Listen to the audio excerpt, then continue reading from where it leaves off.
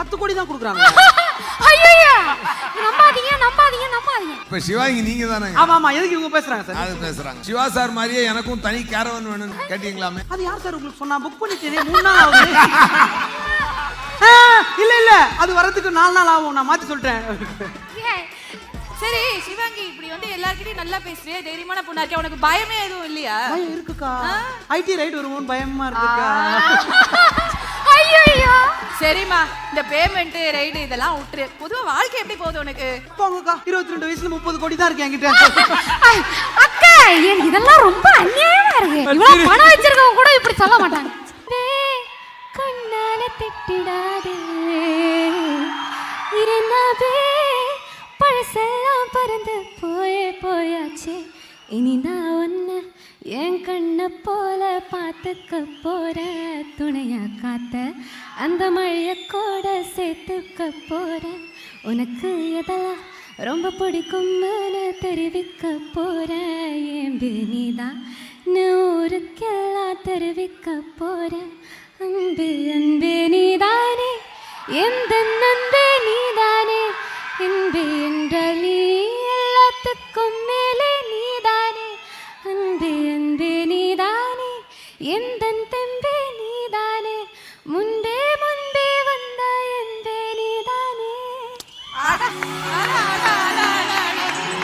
Thank you sir, thank you sir. Sir அது என்ன sir, அது சிவாங்கி கிட்ட வந்து மைக்க கொடுத்து பாடி அழகு பாக்குறீங்களே, என்ன அது? அது இந்த படத்தை பத்தி ப்ரொமோஷனுக்காக ஒரு இன்டர்வியூ போயிருந்தேன். இவங்கள தமிழ்நாட்டுக்கே சிங்கரா தரையும் எனக்கு மட்டும் தெரியாது. நான் வந்து இந்த அம்னீஷியா மாதிரி கொஞ்ச நாள் ஆஃபா இருந்த மாதிரி அது அவங்க ப்ரோக்ராம் நான் பார்த்தது இல்லை. டக்குன்னு பக்கத்துல பாடினாங்க, எனக்கு பயங்கரமா பிடிச்சி போச்சு. என்னங்க அந்த ஏத்த இறக்கமெல்லாம் பின்னி எமோஷனலா சூப்பர். இந்த பொண்ணு ஒரு சின்ன பிள்ளை மாதிரி கதை பேசிட்டு இருக்குது, ஆனா பாடும்போது வேற கேரக்டரா இருக்குது. ஏதோ சொன்னீங்களே, சொல்லுங்க எப்படி பேசுறாங்க அவங்க? ஆமா, சூப்பர் சூப்பர். என்னமா கசகசன்னு பேசுறியாமே? சொல்றேன் அப்படி பேசுற அப்படின்ற செம்ம கியூட் டார்லிங், நிஜமாவே. நான் 2 நிமிஷம் தான் பேசணும்னு நினைச்சேன், ஆனா வந்து ரொம்ப ரொம்ப சாரி.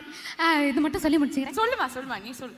தண்ணி ஏதாவது எடுத்துக்கணுமா? இல்ல வேணாம், கடைசி கன்க்ளூஷன். அதாவது அங்க பக்கத்துல உட்கார்ந்துட்டு ஏய் சிவாங்கி, எனக்கு என்ன பேசுறதுன்னு தெரியலனே, எல்லாத்தையும் நான் என்னனே பேசுறது, எனக்கு எங்க ஆரம்பிக்கிறது எங்க எடுத்துட்டு போய் எங்க முடிக்கிறதுனே தெரியலனேன்னு கேட்டுக்கிட்டு இருந்துச்சு.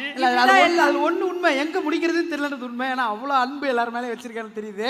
நிறைய எஸ்கே நான் பார்த்து வளர்ந்துருக்கேன், ஆனா வந்து கூட வந்து பழகும்போது இப்படி இருப்பாருன்னு நான் வந்து எதிர்பார்க்கவே இல்லை. ரொம்ப ஸ்வீட்டா எல்லாருமே ஈக்குவலா வந்து ட்ரீட் பண்ணி இந்த ஒரு விஷயம் நான் வந்து அவர்கிட்ட கத்துக்கிட்டேன். படம் ஸ்டார்டிங்ல இருந்து எந்த நான் வந்து ஒரு விஷயம் டேக்கவே எடுக்கணும் அப்படின்னா எஸ்கே அண்ணன்ட்டேருந்து எவ்வளோ ஹைட் போனாலும் நம்ம வந்து அதே மாதிரி ஹம்புலா லேர்ன் பண்ணிக்கிட்டே இருக்கணும் அப்படின்னு நான் வந்து எஸ்கே அண்ணன்கிட்டேருந்து கத்துக்கிட்டேன். அப்புறம் வந்து பிரியங்கா கூட தான் இந்த படம் ஃபுல்லா நான் வருவேன்.